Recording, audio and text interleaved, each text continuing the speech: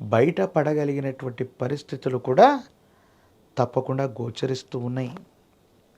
అయితే కొన్ని విషయాల్లో సహోదర సహోదరి వర్గం, అన్నదమ్ముళ్ళు, అక్క చెల్లెలకు సంబంధించినటువంటి అంశాలు కుటుంబపరమైనటువంటివి, వారసత్వంగా లభించవలసినటువంటి స్థిర చరాస్తులకు సంబంధించిన అంశాల్లో మాత్రం చిక్కుముడులు పడతాయి.